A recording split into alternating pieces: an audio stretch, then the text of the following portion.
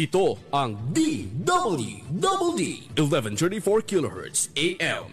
Balita, impormasyon at musika. Ito ang DWDD AFP Radio. Boses ng Kawal Pilipino.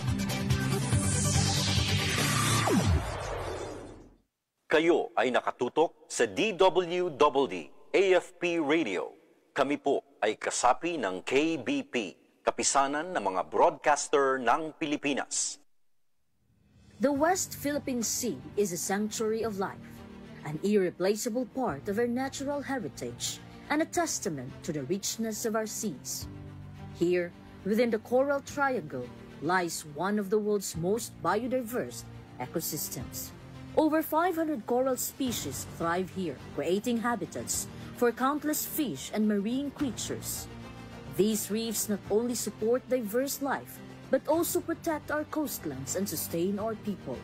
Our seas are home to prized fish like tuna and sardines, supporting local communities and feeding nations. This wealth in our waters reaches beyond our shores, making its protection a shared responsibility. The seagrass beds and mangrove forests here serve as nurseries for marine life and are crucial in our fight against climate change, capturing carbon and nurturing life. Here, dolphins, whales, and the endangered dugong find a haven. Preserving these waters protect not only our biodiversity, but also our legacy of unique marine life. As guardians of our seas, the Armed Forces of the Philippines stands watch, committed to protecting these waters against the threats of illegal fishing, habitat destruction, and other harmful activities. But the call to protect extends beyond us.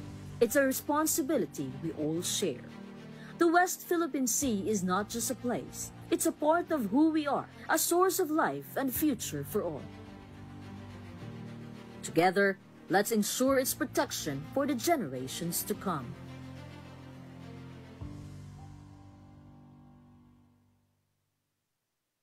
Ding dong! Uy, may safety tips for you. Pwedeng para sa lindol, pero pwede rin pang love life mo. Number 1, iwasan maglagay ng mga babasagin sa mataas na lugar para iwas ma-fall kapag may malakas na lindol. Number 2, make sure na alam ng lahat ang emergency exit para makalabas agad pag ayaw mo na. Kapag tapos na ang lindol. And number 3, speaking of exit, dapat may label. Mahirap kasi kapag walang label. Ang fire exit, fire extinguisher at iba pang emergency equipment.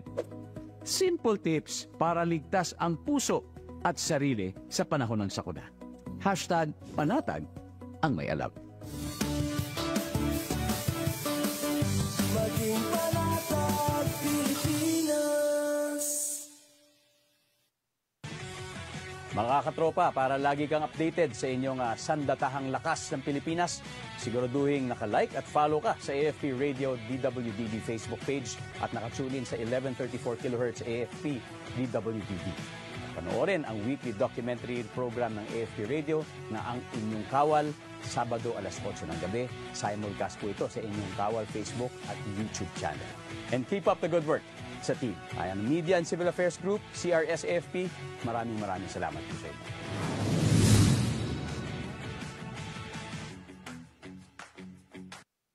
Mga katropa, alam mo ba na ang DWDD 1134 kHz AFP Radio ay ang opisyal na radio station ng sandatahang lakas ng Pilipinas na binubuo ng Army, Navy at Air Force na siyang maghahatid sa inyo ng mga balita mula sa ating Armed Forces at iba pang impormasyon. Mga katropa, hanapin at ilike kami sa Facebook, Twitter at YouTube. DWDD AFP Radio, ang boses ng Kawal Pilipino.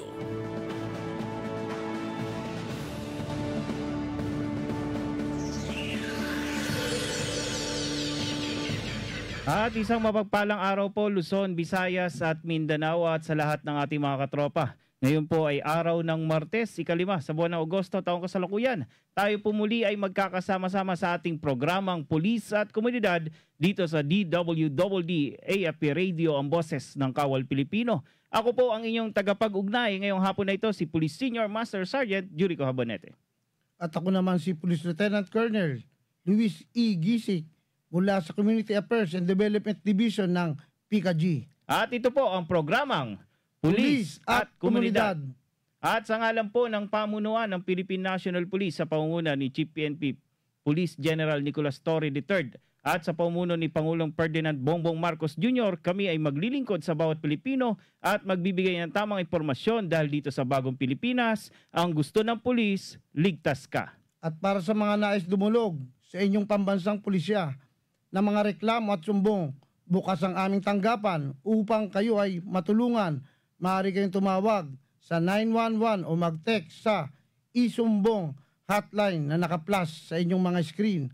O di kaya ay pumunta sa pinakamalapit na himpilan ng pulisya sa inyong mga lugar. Tama ka dyan, sir. At kung meron naman po kayong sumbong o reklamo tungkol sa ilang pasaway at abusadong pulis, maaari kayong kumontak sa Integrity Monitoring and Enforcement Group o PNP-IMEG sa mga numerong makikita nyo po sa inyong mga screen. At samantala, tayo po muna ay nagpapasalamat sa lahat ng bumubuo ng DWDD Katropa Radio sa pangunguna ng ating station manager na si Colonel Francel Margaret Padilla, Philippine Army. At yan mga katropa, maraming salamat po. At ngayon po mga katropa, kung naninibago kayo, may kasama po ako isang matikas na Police Lieutenant Colonel, wala iba si Police soon to be Police Colonel Luis Gisik. Sir, welcome po sa programa natin. Magandang hapon po sa inyo lahat. At siya po yung makakasama natin bilang co-host ngayong araw na ito. Ayan sir, nakakatuwa po at makakasama namin kayo ngayong oras na ito sir. Salamat. At syempre mamaya sir, mamaya natin papakilala yung ating bisita mula sa QCPD. Mainit-init pa yan ha. At ngayon pa lang magpapasalamat na tayo dahil pinaunlakan tayo sa araw na ito. At mamaya ibibida natin yung kanilang mga accomplishments dito sa ating programa ng pulis at komunidad. At samantala sir, tanggap muna tayo ng mga balita mula sa ating mga PNP correspondent na nakabase mula sa iba't ibang panig ng bansa. At yan para po sa unang balita, mahigit 4 na milyong pisong halaga ng shabu ang nasabat ng mga otoridad sa isang anti-illegal drugs operation sa Consolacion, Cebu. Ang matagumpay na operasyon ay bahagi ng patuloy na kampanya ng pulisya laban sa illegal na droga sa rehiyon. Patrolwoman Judith Nicanor sa report. Sa kulungan ang bagsak ng high-value individual na suspect matapos mahulihan ng higit 4 na milyong halaga ng hinihinalang shabu sa isinagawang bypass operation ng kapulisan ng Konsolasyon sa Sitio Lawis, Barangay Hugan, Konsolasyon, Cebu nito lamang nakaraan. Ayon kay Police Lieutenant Colonel Yunel B. Avergonzado, Acting Chief of Police ng Konsolasyon Municipal Police Station, bandang alas 3 ng hapon nang maaresto ng kapulisan ang high-value individual na suspect na si alias Pangloy, 43 anyos na residente ng Barangay Hubay, Liloan, Cebu. Nakumpiska mula sa suspect ang 26 na pakete ng hinihinalang shabu na may timbang na 600 gramo at standard drug price na 4,080,000 pesos, bypass money at sling bag. Samantala, kasalukuyang nasa kustudiya ng Konsolasyon MPS ang suspect at mahaharap sa kasong paglabag sa Section 5 at 11, Article 2 ng Republic Act 9165 o Comprehensive Dangerous Drugs Act of 2002. First and foremost, I would like to thank the community for their invaluable support that led to the successful arrest of one of drug personalities in our AOR. Your cooperation is the key in our continued fight against illegal drugs. To those who are still involved in illegal drug trade, stop your illegal activities now before the law catches up with you. Together, we build a safer and drug-free community. Thank you. Ang matagumpay na operasyon ay bunga ng pinagsanib puwersa ng Konsolasyon MPS, PIUC-PPO, PNP-DEG SOU-7 at PIDEA ROA-7. Ang kapulisan ay patuloy sa pagsusulong ng mga programa ng pamahalaan upang matuldukan ang problema sa iligal na droga at magkaroon ng maunlad na bansa tungo sa isang bagong Pilipinas. Naharap sa patong-patong na kaso ang tinaguriang top 1 most wanted person municipal level matapos hainan ng warrant of arrest sa Barangay Sakpil, Corner Apayao. Ang kabuuan ng report mula kay Patrolwoman Jesly Sabado. Arestado ng kapulisan ng Apayao ang top 1 most wanted person, municipal level, dahil sa kasong qualified rape, acts of lasciviousness at sexual assault sa isinagawang operasyon kamakailan sa Barangay Sakpil, Conner, Apayao. Naging matagumpay ang operasyon sa pangunguna ng 2nd Apayao Provincial Mobile Force Company, katuwang ang Conner Municipal Police Station, Regional Intelligence Unit 14, Regional Mobile Force Battalion 15, 5th Maneuver Company, Apayao Provincial Intelligence Unit at Apayao Provincial Investigation and Detective Management Unit. Naaresto ang suspect sa bisa ng warrant of arrest na inisyu ng presiding judge ng Regional Trial Court Branch 26 sa Luna, Apayao, kaugnay ng nasabing mga kaso na walang inirekomendang piyansa. Kasalukuyang nasa kustodiya ng Conner MPS ang suspect para sa kaukulang dokumentasyon bago i-turn over sa kinaukulang korte. Maraming salamat, Patrolwoman Sabado. Samantala, nasabat ng mga tauhan ng Dato Udin Sinsuat Municipal Police Station ang mahigit sa 1 milyong pisong halaga ng puslit na sigarilyo mula sa 2 sospek matapos maharang sa isang checkpoint sa lugar. Ang buong detalye ng report, ibalita mo, Patrolwoman Maricris Algabre.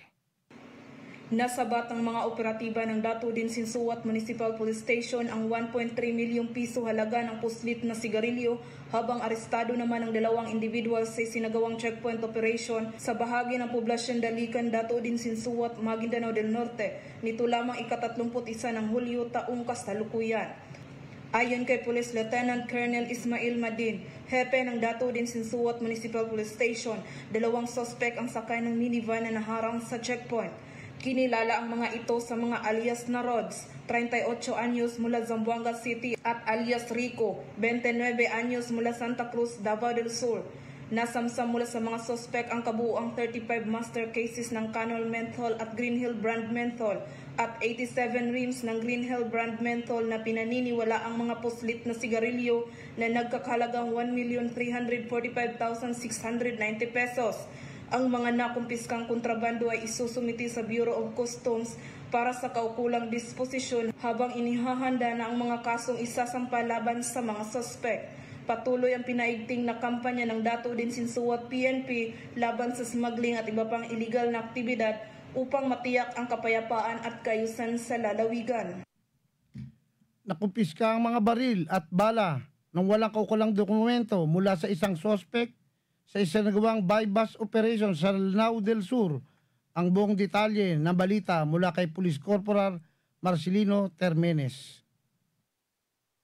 Nagbigay ng tactical na suporta ang 45th Special Action Company, 4th Special Action Battalion ng PNP SAF sa isinagawang bypass operation ng Criminal Investigation and Detection Group Lanao del Sur Provincial Field Unit laban kay alias Ashari dahil sa paglabag sa Republic Act 10591 o Comprehensive Law on Firearms and Ammunition Regulation Act sa Barangay Bubong, Puuna, Bayabaw, Lanao del Sur. Nakumpiska sa naturang operasyon ang isang M16A1 rifle, isang HK416 assault rifle na may modified scope, 100 peraso ng 5.56mm na bala, 5 magazine, isang pulang Toyota Revo, at isang itim na jumpable plate carrier vest. Nasa CIDG Lanao del Sur na ang kustodiya ng naarestong suspect at mga nakumpiskang ebidensya para sa wastong dokumentasyon at disposisyon.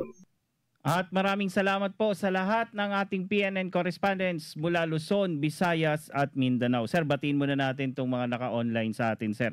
At binabati ko po si Sam Daca, Decibels, Jim Paulo Regalia. Maraming salamat po sa inyong pagtutok. Kay Miss Sari, Patrick Bars, sir. Si Pebelin Kujam at si Coms Tony. Sir, kayo po, may nice kayong batiin muna, sir. So, binabati ko na lang yung buong CAD na nanonood ngayon. Ayan. Pagpatuloy nyo lang at marami tayong matututunan. Ayan. At alam nyo po ba, yung kasama ko ngayong hepe ay siya ngayon yung nangunguna sa lahat ng relief operation ngayon na ginagawa ng PNP. Kasama doon yung pagre-repack ng mga relief goods na pinapadala natin sa iba't ibang region. Di ba po ba, sir? O tama. Kasi ngayong nakaraang bagyo, marami tayong binigay na tulong para sa komunidad. Kagaya sa Baseco, pinamunuan niya ng ating pamunuan Chief PNP para lang mayahatid ang mga tulong. produkto sa kanila. Oo, especially at maraming nangangailangan ngayon talaga ng tulong lalo na pagdating sa mga relief operation dyan sa mga apektadong lugar. At yan, wag na natin patagalin. Sir, pwede na nating i-welcome yung ating guest ngayon. Walang iba kundi yung panauhin mula sa Quezon City Police District, ang matikas po na si Ma'am Police Major Jennifer Ganaban, ang Chief ng Public Information Office ng QCPD. Ma'am, welcome po sa ating programa. Thank you, sir, and good afternoon po. Magandang hapon po sa lahat ng taga-subaybay ng pulis at komunidad. Ayan, bago po ang lahat, ma'am, nagpapasalamat kami at dahil napagbigyan niyo po kami sa aming request na maimbita ngayong hapon na ito dito sa ating programa. Sir. Maraming salamat din po at nandito po kayo ngayon sa atin at maya-maya lang po ay handaan niyo po ang inyong sarili para sa ating mga katanungan. Opo. Yes, sir. Opo. Ma'am, kamusta po? Kamusta po yung QCPD ngayon, ma'am? Sir, maayos naman po ang QCPD. Patuloy pa rin nating sinusuportahan ang mga programa ng ating Chief PNP Police General Nicolas Torre III at ng ating Regional Director Police Major General Anthony A. Aberin. Ayan, ma'am. Hindi ko na rin ito patatagalin, ma'am. Gusto rin po naming malaman yung inyong mga latest accomplishments. Napag-usapan natin, ma'am, kung ano po yung mga bago nyong accomplishment dyan sa QCPD na maaari nating ma-share sa ating mga tagapakinig at taga-subaybay po. Yes, sir. Pagdating po sa mga operational accomplishments ng QCPD, for the last 3 months po, April 30 to July 30, 2025, nakapagtala po tayo ng 636 operations for anti-illegal drugs campaign at dito ay nakapag-aresto po tayo ng 868 and we confiscated illegal drugs worth 39.9 million. And pagdating naman po sa illegal gambling, meron din po tayong 402 operations na nagawa at saka nakapag-aresto ng 728. And yun nga po, pinapaigting din ng QCPD yung ating manhunt operations sa mga wanted persons po natin. Kaya nakapag-aresto po tayo ng 982 and composed po ito ng 427 na most wanted persons and 555 na other wanted persons. Idagdag ko na rin po yung ating patuloy na crackdown on loose firearms kung saan meron tayong 63 operations na nakandak and we have arrested 68 personalities at nakapagkumpiska po tayo ng 73 na firearms. And dahil po sa mga operations natin na to, masasabi natin na nag-decrease po yung 8 focus crimes natin by 24%. And yun nga po, gusto ko lang din i-highlight ang kakatapos lang po na activity natin kung saan naging successful po yung security coverage natin during SONA 2025. Ito po yung ang host po natin dito sa venue is ang QCPD, pero nagpapasalamat po tayo sa lahat ng mga nag-participate na other units dahil naging successful po yung activity dahil sa kanilang tulong. Ayun, napakadaming accomplishments ng QCPD. Akalain mo naman, pati pagdating dun sa mga wanted person. Ma'am, kamusta po yung disposition ng mga, anong tawag dito, itong mga wanted person natin? Na-aresto na po sila, nakulong po ba? Or ano pong disposition nila ngayon? Opo, once na arrested na po sila, naka-detain na po sila and mag-aantay po sila ng commitment order po bago mapunta sila ng jail din. Ibabalik po natin yung warrant of arrest kung saan po nag-issue na court nung mga wanted po na ito. Same lang din po dun sa mga drug suspects natin, yung drug user, drug and pusher, mga ganun po. Yes po, pag nahuli naman sila na may warrant, ganun din po. Or pag nahuli natin sila during bypass, ganun po after po ng inquest, makukulong na po sila pag nakitaan po ng prosecutor na may probable cause yung pag-aresto sa kanila. Ayun, ma'am, sa dami po nang nailatag nyo sa aming mga accomplishments, ma'am, gusto ko lang po malaman yung strength ng QCPD. Ilan po ang police station na hawak ng QCPD ngayon, ma'am? Ang QCPD po ay composed of total of 16 police stations and may strength po kami na 4,500 as of July po, 2025. Yun, napakadami pala, sir. Napakalaki na hawak ng QCPD, sir, no? Sir, may nais po kayo. So sa akin naman katanungan, pwede nyo bang ibahagi ang mga best practices na ginagawa nyo sa inyong lungsod? Yes sir, masaya po kami na sabihin ang mga or ipaalam yung mga best practices po dito sa Quezon City Police District. Ito ang pinaka-latest po natin is yung ISAV or the Investigation and Solution Automatic Verification. Ito po sir, napakalaking tulong nito sa pagkandak natin ng investigation. Since pinagsama-sama natin dito yung mga projects ng ating PNP headquarters. Nandito po yung e-warrant, e-rogue, and the SIRAS. And pag arrested po yung isang suspect, i-verify po natin yung kanyang pangalan or yung kanyang mukha. So may mga ano na po tayo doon sir. Naka-program na yun, ma'am. Naka-program po siya, and kahit po magpalit ng pangalan yun, kung nakita po sa picture na yun yung mukha niya talaga, pag pre-process siya sa ISAV, lalabas po yung tunay niyang pangalan kung dati na siyang may kaso. So, marami po tayong naging accomplishment dyan. Umabot po ng 3,000 yung records na nakita natin na merong records sa SIRAS. And ang kagandahan po doon, kapag i-present natin yung suspect sa court at sinabi natin or ibinigay natin yung certification na yung wanted na yun or yung yung suspect na yun ay marami na siyang previous cases, kumbaga nakakaapekto yun para sa mga para makapag-decide kung makakapag-avail pa ba siya ng probation. Mga ganun po yung naging result. So masasabi natin na parang na-strengthen niya yung investigative process ng QCPD. So lumalabas ba to, ma'am, sa pangalan lang o pati sa mukha po? Pati po sa mukha, since may facial recognition din po yung ano natin. Dati po kasi ito yung tinatawag natin na UWIC. Yun yung may facial recognition. And habang tumatagal, na-incorporate din natin na naging ISAV po siya. So meron po, may facial recognition. So yung suspect na aresto nyo, pagpasok pa lang doon sa isang presinto, halimbawa sa Fairview, makikita nyo na kung may kaso siya dito sa ibang lugar, ma'am? Lalabas na ganun po? Yes sir, once na may record po siya doon sa ibang lugar na yun at transmit nila doon sa data or sa system, makukuha po natin. May mga na-verify na po tayong ganyan, mga repeat offenders. Yung isa nga po nagpalit ng, parang yung mukha niya, kasi babae siya pero nagpa-short hair na siya. Kung titingnan mo parang kakaiba na pero lumabas pa rin po kasi yung features ng mukha facial identification nung system. Facial identification. Opo sir, parang ganun. Familiarization ng mukha. Yes sir. Maganda to sir kasi buong QCPD. Nakukuha kasi niya. Yes sir, at yun nga po yung way forward nito, hindi lang buong QCPD, since yung aming officer in charge ngayon, Police Colonel Randy Glenn Silvio, ay naatasan po na magbigay ng parang dissemination sa ibang districts. So nakapag-conduct na siya ng lecture po sa MPD and actually SPD po siya nag-umpisa, pero yung ibang districts wala po, galing po kasi si sir ng SPD. So doon pa lang meron sila na ginawa din niya nung na-assign siya ng QCPD. And EPD din po, nakapag-lecture na si sir doon. So hopefully lahat po ng districts makapag-disseminate regarding dito para magamit po natin siya. Lahat. No? Napakaganda po ng best practices nyo, ma'am. At syempre alam naman natin yung QCPD, bukod sa magagaling na mga personnel nila, nanggaling din po dyan yung ating Chief PNP, di po ma'am? Yes po, ang ating Chief PNP, Police General Nicolas Torre III.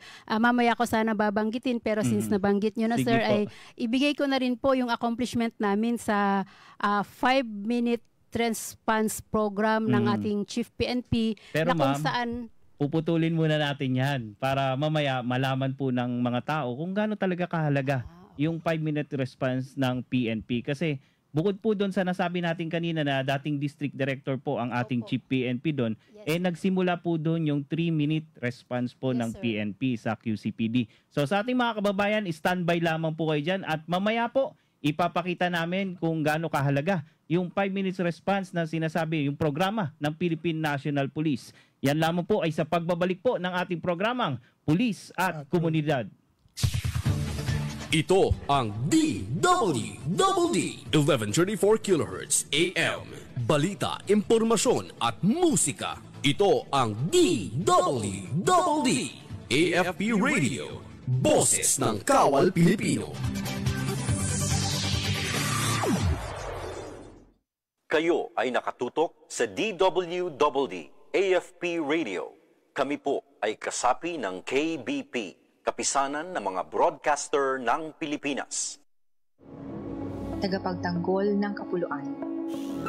Tagapagbantay ng ating karagatan. Nangangalaga sa kapayapaan. Lilingkod ng buong tapang para sa bayan.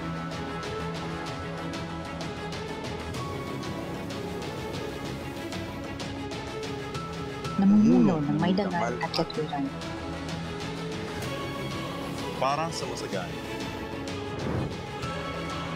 At mapayapang pamayanan. Sa dagat man, lupa,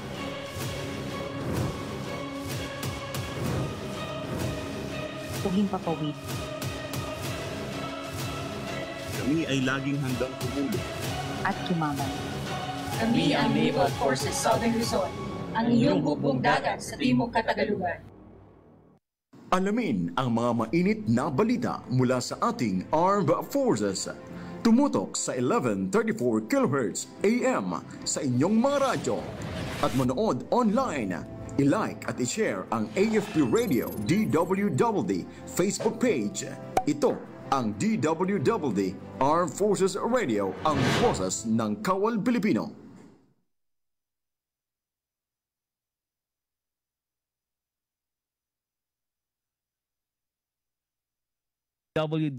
Police at komunidad dito sa DWDD Radio, boses ng Kawal Pilipino. Ang oras po natin ay eksaktong 30 minutos. Makalipas po ang alas 3 ng hapon. At syempre, babalikan po natin yung ating guest na mula sa QCPD. Ang PIO po ng QCPD, walang iba kundi si Ma'am Police Major Jennifer M. Ganaban. Ma'am, naputol tayo kanina doon sa inyong mga best practices at saka doon sa ating 3 minutes and 5 minutes response po. Yan, ma'am.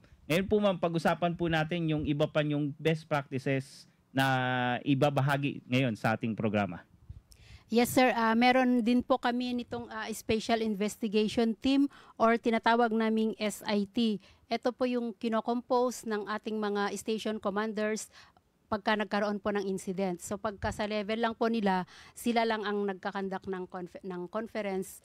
But pagka mga high-profile incidents po, kasama na po yung buong district and ginagawa po namin yung SIT conference every Friday po. So, masasabi namin dito na napapabilis yung pagre-resolve natin ng mga cases since buong district na po yung magtutulungan kasama yung mga operating units po natin. Mm-hmm. And idagdag ko din po, sir, itong QCPD Warrant Day, kung saan every Friday din po naatasan ang ating mga stations na mag-conduct ng isang araw na manhunt operations para dun sa mga wanted. Kaya yun nga po ang accomplishment natin for arrest ng mga wanted persons. Medyo tumataas siya dahil dito sa best practice natin na to na Warrant Day every Friday. So sa akin naman siguro ang aking katanungan, meron mo ba tayong programa para mapalakas ang moralidad ng ating mga personnel sa QCPD? Yes, sir. Meron naman po, sir. May mga activities, may mga programa tayo katulad po, sir, nung ating Damayan. Meron, sir, tayong Damayan program para sa moral and welfare ng ating mga personnel. Mm-hmm. Yan po yung nagbibigay tayo ng financial support para dun sa mga personnel natin.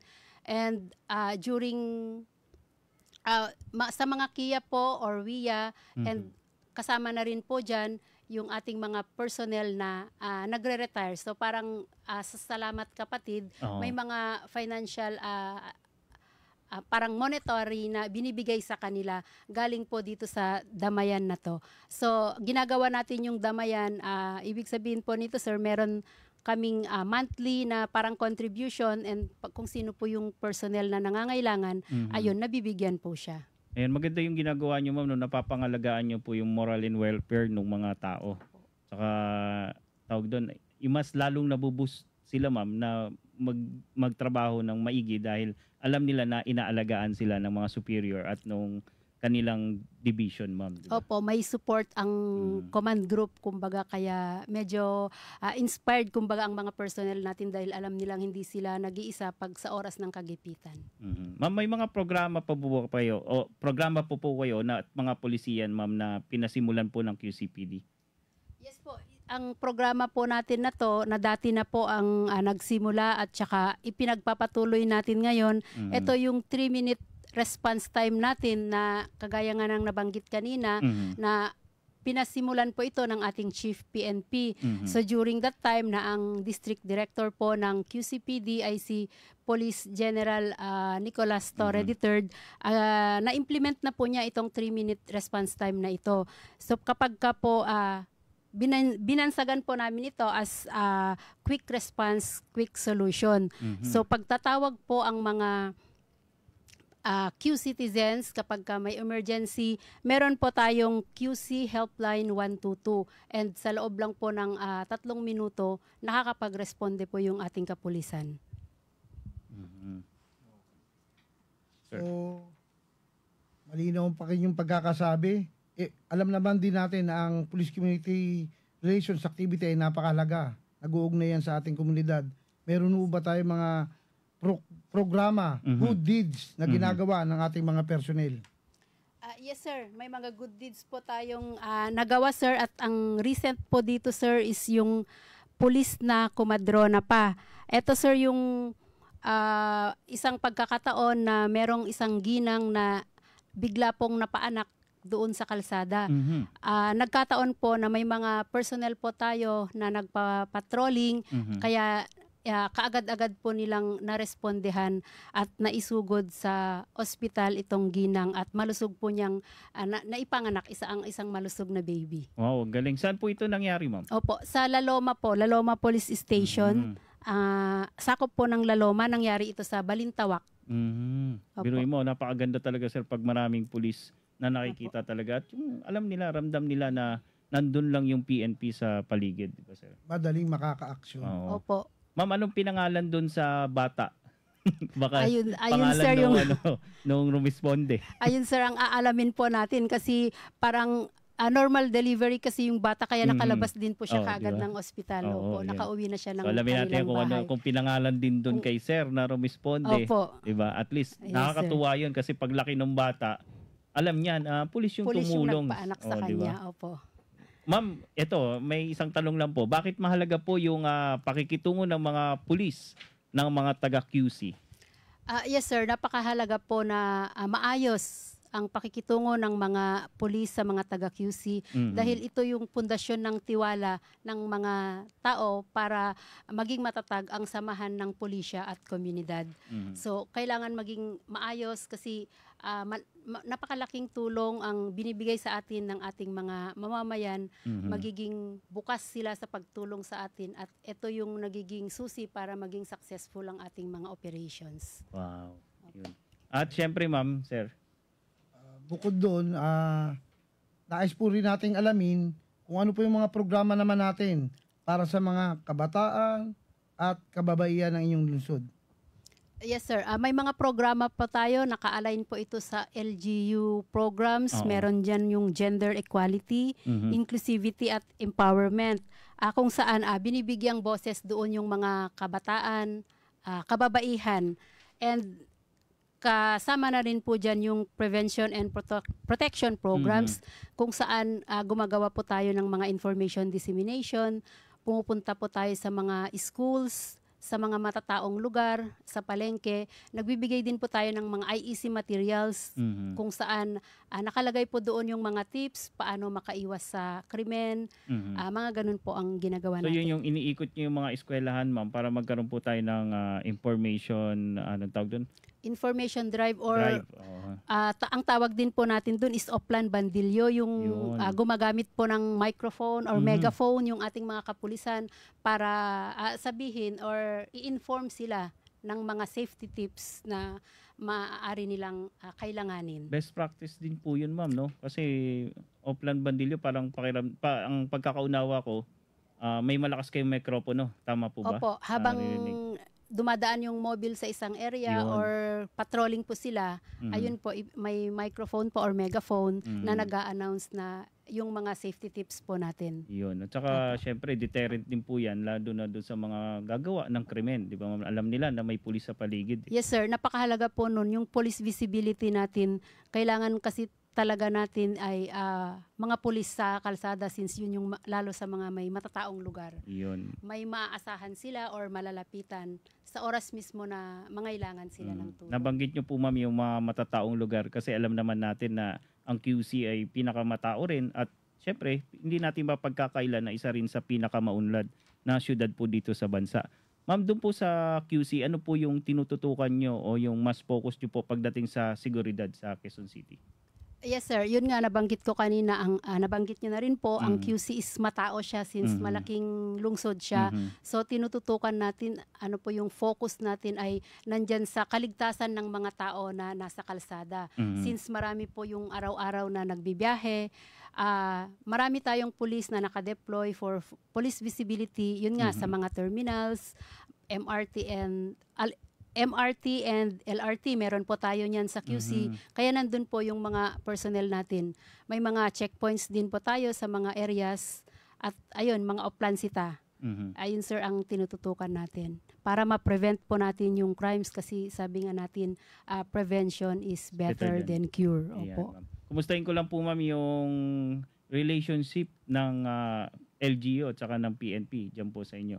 Tingin ko naman po maganda kasi napakaganda po ng mga programa nyo sa QCPD. Yes sir, nagpapasalamat po tayo sa Quezon City LGU sa pangunguna ng ating Mayor Joy Belmonte kasi supported po niya yung QCPD financially and logistically. Wow. Parang ganun po sir. Mga equipment po natin, marami pong binibigay ang LGU natin. Kaya dito po sa 3-minute response time or etong 5 minutes na programa ng ating Chief PNP, nagiging posible siya at nagiging successful siya dahil sa mga programs din ng QCLGU. Nariyan po yung ating project Aurora kung saan ang mga CCTVs po ay marami nakakalat doon sa buong QC and monitor po natin yun doon sa ating IC3 or yung Integrated Command and Control System ng QCPD.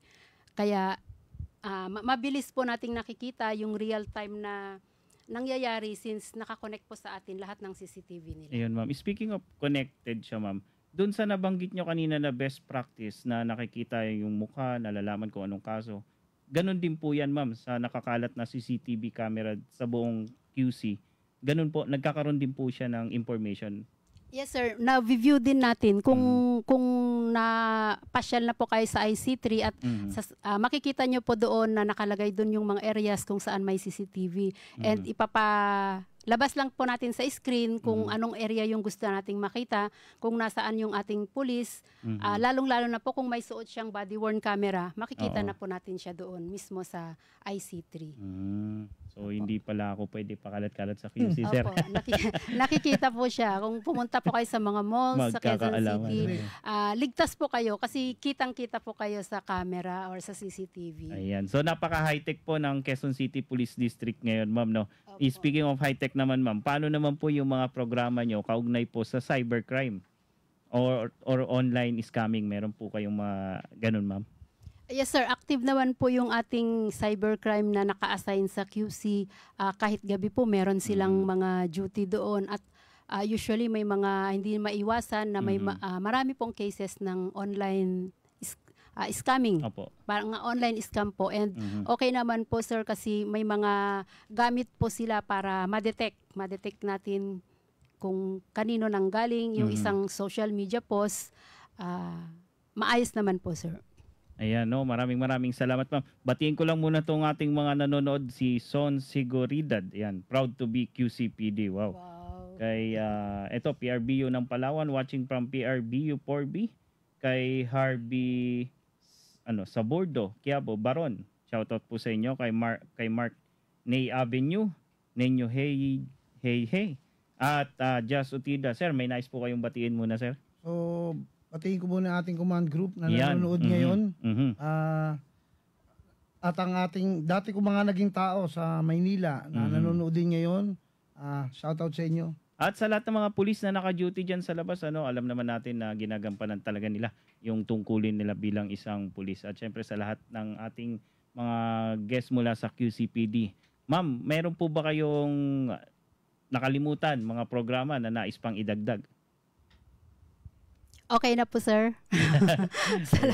Salamat po. Puno-puno tayo na impormasyon mula sa QCPD. Ma'am, wag po kayo magsasawa sa amin na mag-guest po namin kayo dahil mahalaga po to na ipapakita natin yung mga programa, especially ng QCPD, from QCPD, na kung paano nakakatulong yung PNP sa pamumuhay ng mamamayan, ng mga Pilipino. At syempre, ma'am, ano po yung mantra ng ating Philippine National Police na wag nyo nang hanapin ang mga pulis sa inyong istasyon, yes, sapagkat kami nasa inyo ng mga telepono, dial 911 at darating kami sa loob ng 5 minuto. Tama po, di ba ma'am? Ganyan yes po sa inyo. Ganon din po sa atin, naka-align din po ang natin, ang mantra natin sa mga mahal nating mga Q-citizens.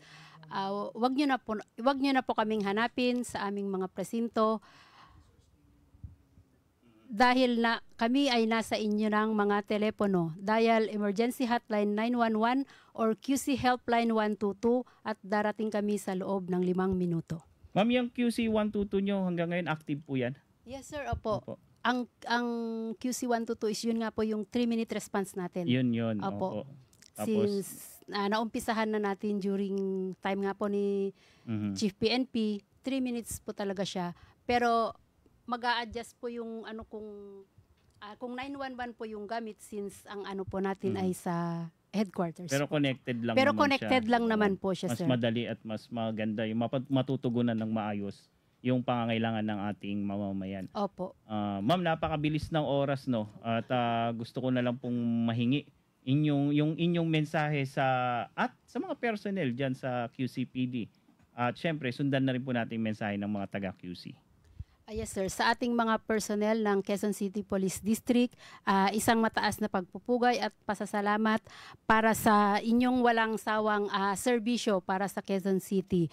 Sa ilalim ng pamumuno ng ating officer in charge, Police Colonel Randy Glenn G. Silvio, sana patuloy nating isabuhay ang mga core values natin at sundin ang mga directives ng ating Chief PNP at Regional Director. Yun lang po. Ayan, ma'am, maraming salamat po, Police Major Ganaban po ng ang Chief ng Public Information Office ng QCPD, sir. So, maraming salamat, ma'am, sa pagpapaunlak ng aming imbitasyon dito sa DWDD AFP Radio upang maipabatid sa ating mga kababayan ang mga accomplishment ng QCPD. Ayan, siyempre ma'am, batiin muna natin yung dalawa niyong kasama po na matitikas dito. Si Police Corporal, hindi ko na makita. Ayan, Police Judoko. Corporal Judoko. Ayan. Police Corporal Dayag. Dayag, yan. Sir, maraming salamat. Si Dayag, PNN correspondent to eh. Tama? Yes, sir. Opo, yan. Natatandaan ko yan si Sir Dayag eh. Sila po yung mga nag-training yata, sir, sa PICA-G. Opo, yan. Yung mga ating PNN. Yun, sir. Pwede nating isa lang na sa susunod, sir. Ayan po. Huwag niyo pong kalimutan yung mga programa po ng Philippine National Police. Nandiyan po yung sumbong nyo. Action agad tuwing Monday to Friday mula 12:30 hanggang 2:30 ng hapon. At syempre, nandiyan rin po yung PNN, yung Police News Network. Meron po tayo dyan ng alas 11 ng umaga at meron din po na alas 3. At bukod po doon, meron pa po tayong mga programa na Police News Express. Yan yung mga maiinit na balita na inalabas agad ng Philippine National Police. At syempre, nandiyan din po yung Straight from Team PNP Facebook Live.